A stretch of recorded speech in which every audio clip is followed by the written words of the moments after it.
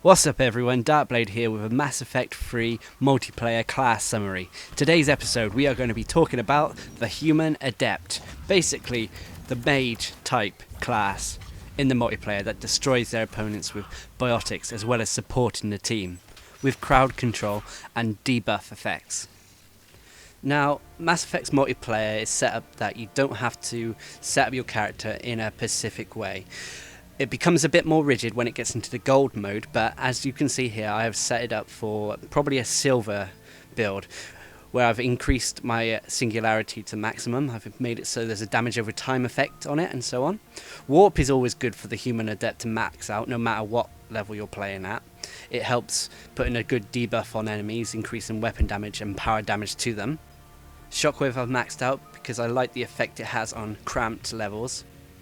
And as for the other things of passive abilities, it's really up to you. The only thing I can say is choose a light weapon, as a biotic you're relying on your abilities rather than your weapons. So the Human Adept is a very good supportive role in my opinion. It has the ability to crowd control, like here, lesser enemies. Dangle them in the air, preventing them from fighting. This of course only works on the lesser enemies. Enemies with shields, barriers and armour it has no effect on unless you get rid of that said barrier, shield or armour. I also find it good practice to place a singularity at choke points to slow the enemy's advance. Of course this has no effect on powerful enemies, but it will slow down the little ones at least.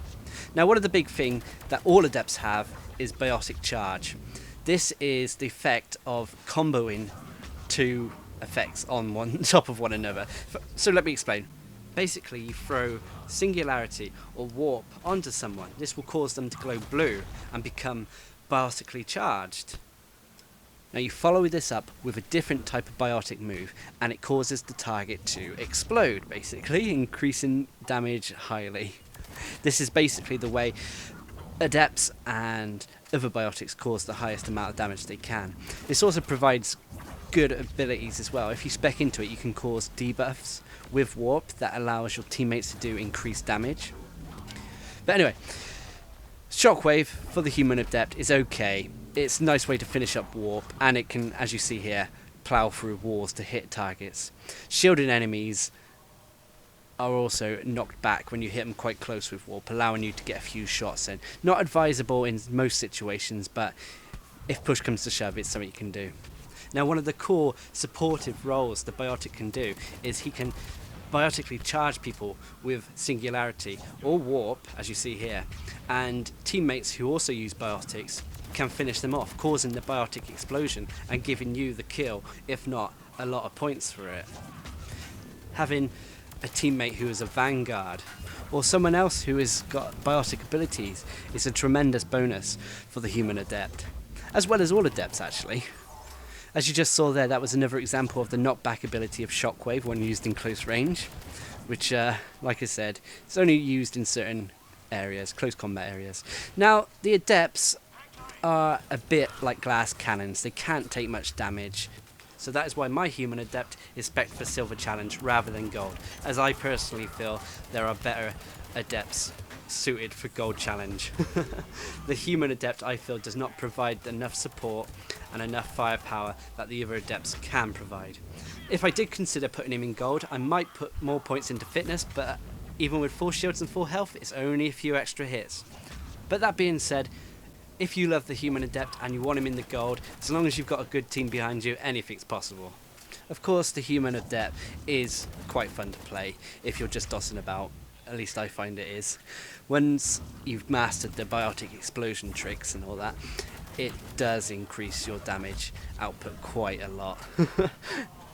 Something I would like to say about the weaponry is that on non-cramped levels, quite open levels shall we say, I would consider putting an assault rifle or maybe a sniper rifle at push onto my Human Adept, simply because Shockwave won't be doing the damage I need it to do like it's been doing here on close range levels, and I would like to compensate a little bit more. So weapon damage is the way to go. Of course this means all my other biotic moves would be quite slow, which is a shame really, but you have to give and take with the situation you're in. Unfortunately, if you're playing unknown maps, then you can't really do this, or you have to take a risk and gamble what you got. So summing up, basically, the Human Adept is a bit of a glass cannon. It's a very good support role if you stay at the back, know your limits, and support your team. On your own, it's quite difficult, put it that way. At least I found it quite difficult.